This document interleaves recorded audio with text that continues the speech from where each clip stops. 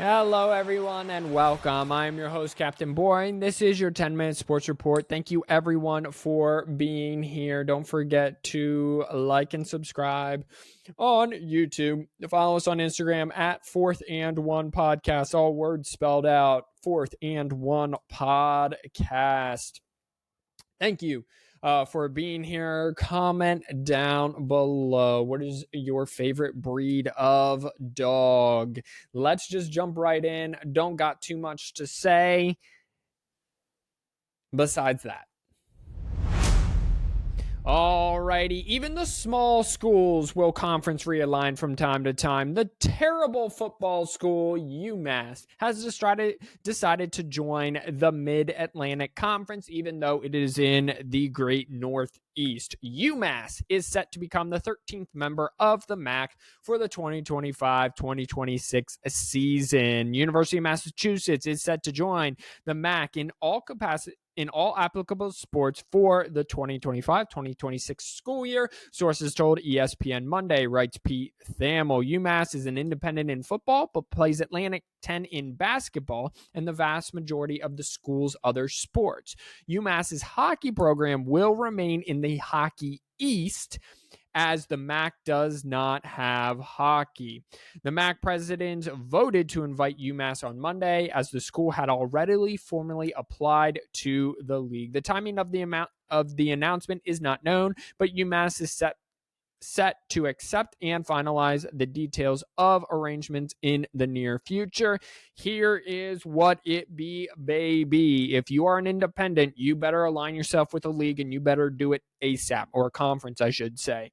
And that is even looking at Notre Dame. Notre Dame has its own money, has its own thrills and frills and million-dollar bills from the contract with NBC, and they join the ACC and everything but football, and that's independent. Here's the deal. If you want a piece of the pie 5 years from now, which will be millions and millions of dollars, hundreds of millions of dollars, you need to get on in a conference right now. There will come a day where Notre Dame will join a conference, because they will go 13-0 or something and have to be a fifth seed because they aren't a part of the conference, and it takes the 4 highest conference champions. Guarantee it. Book it down. Write it in pen. Don't cross it out. Don't erase it.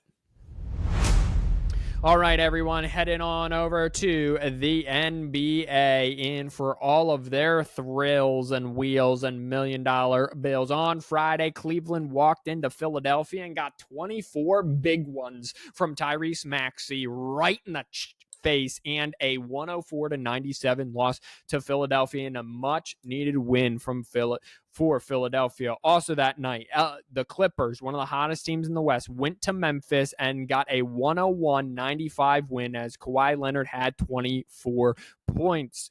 Denver went to Portland and played one of the NBA's mediocre teams and beat them like they were mediocre, 127-112. Also that night,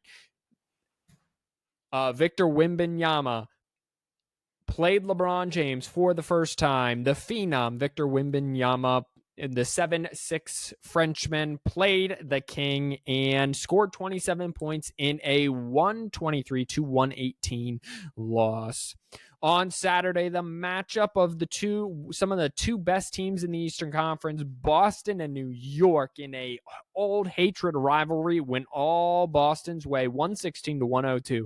Jaylen Brown had 30 points. Jalen Brunson had 34 in a losing effort. On Sunday, Milwaukee went to Philadelphia and has started the second half strong.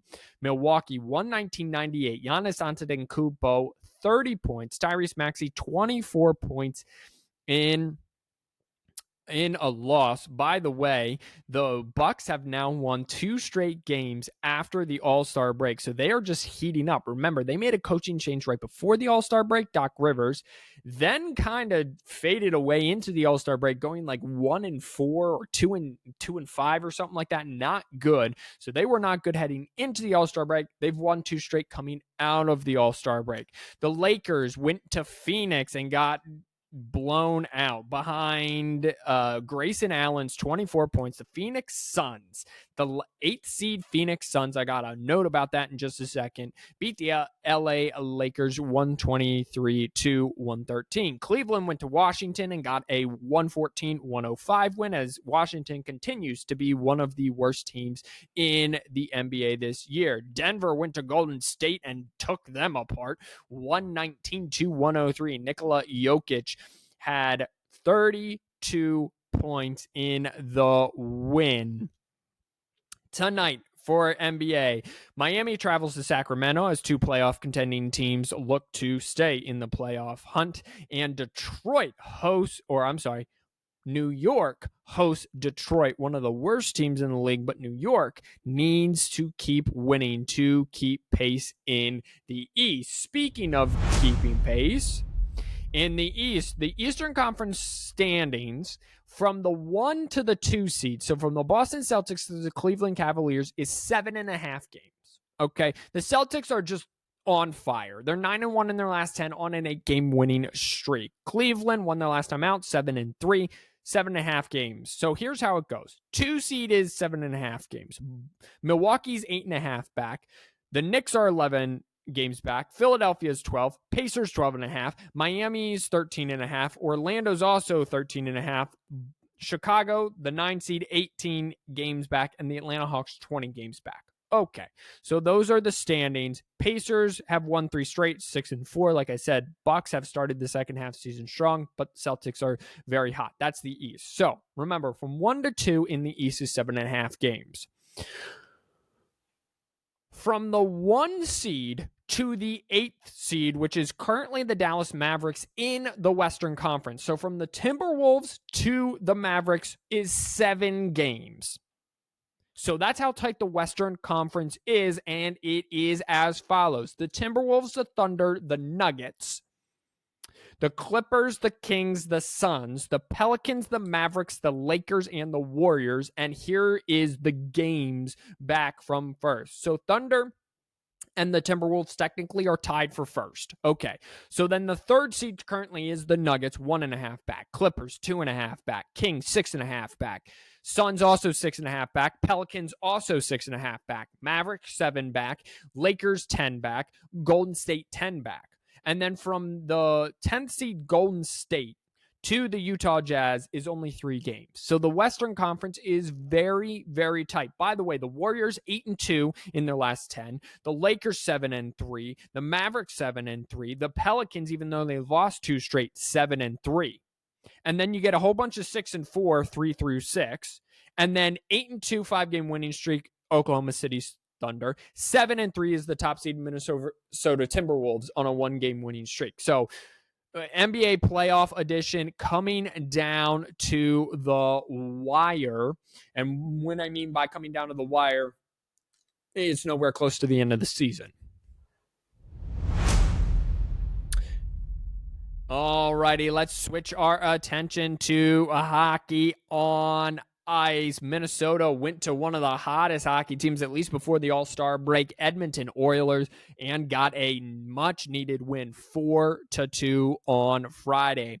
On Saturday, the Maple Leafs, one of the best teams in all of the East, went to Colorado and acted like one of the best teams in the East, beating the up-and-down Avalanche 4-3 on the day.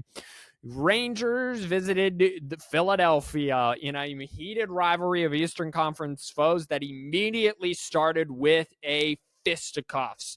The New York Rangers brought up this rookie, don't even know his name, don't have to know. You know who it is? It's Matt Rempe. That's actually his name. Matt Rempe has played 9 minutes of ice time. I'm sorry, he's been on the ice skating for 9 minutes. He then has 27 minutes in the penalty boxes for fighting. He's 6'7". He is the Rangers enforcer, and he has brought nit and grit to the Rangers because they got a 2-1 win over Philadelphia. In his debut, he was 2 minutes on the ice. They dropped the puck, played some hockey for 2 minutes. And you know that old saying, I went to a fight and a hockey game broke out? Well, people went to a fight that night because this rookie, 2 minutes into his debut, I forget the team they were playing, walked up to, skated up to the enforcer and said, "We're going," and they went. Vegas went to Ottawa also on Saturday and lost in a shootout 4-3. Calgary also on Saturday went to Edmonton, and Edmonton's kind of fallen off a little bit. 6-3 losers there. Calgary's are winning. Minnesota went to the Kraken and got a 5-2 win. So let's look at Minnesota when it comes standing time. Anaheim lost in a shootout, but Anaheim's just terrible. So that is what it is.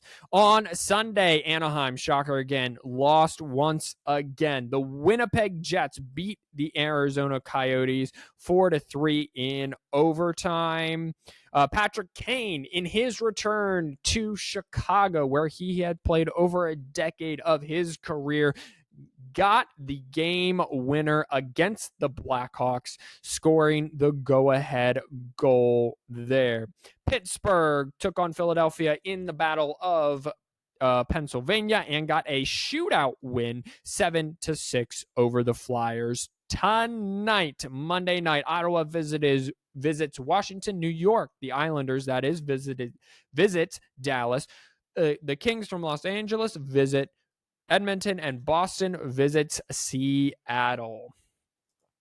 Let's get these standings and then get you on out of here, as it were. So in the East, Bruins, Panthers, Maple Leafs lead the way, 81, 80, 74 points respectively. The Panthers and the Maple Leafs are hot. The Boston Bruins are not. 3-4 in their last 10 games. In the Metropolitan, the Rangers, with that rookie, now lead the Metropolitan by 7 points over the Hurricanes and the Flyers, 81, 74, 67. However, they're all on losing streaks. The Rangers, though, 9-1 in their last 10 games, losing the last time out. Western Conference Central, the Colorado Avalanche need to stop messing around because they are finding out. The Dallas Stars now lead the Central with 78 points, 5-3-2 in their last 10. The Winnipeg Jets are on a 3-game winning streak, 6-4-0 in their last 10 with 77 points. And then the Colorado Avalanche, 75 points, 3-5-2 on a 2-game losing streak. They need to be careful because only 9 points back now are the Nashville Predators, 6-3-1 in their last 10 and on a 5-game losing streak.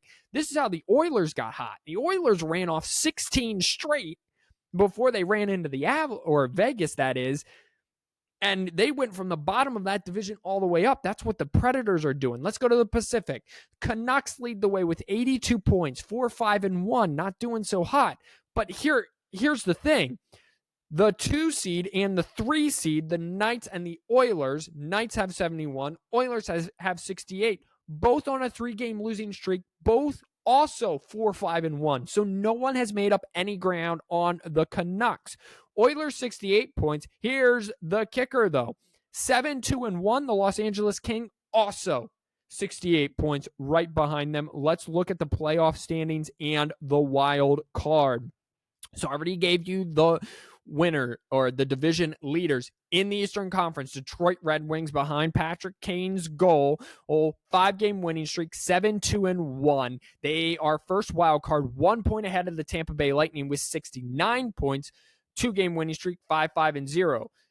They are 7 points ahead the New Jersey Devils for the next spot. So you got some wiggle room in the East. West, not so much. The Los Angeles Kings, first wild card spot, 68 points, 7-2-1. Nashville Predators, already talked about them. They got 66 points. Then 4 points back of that, St. Louis Blues with 62 and the Minnesota Wild with 62. Calgary Flames, 61 points. And the Seattle Kraken still in it, technically, with 59 points, but they got to pick it up here.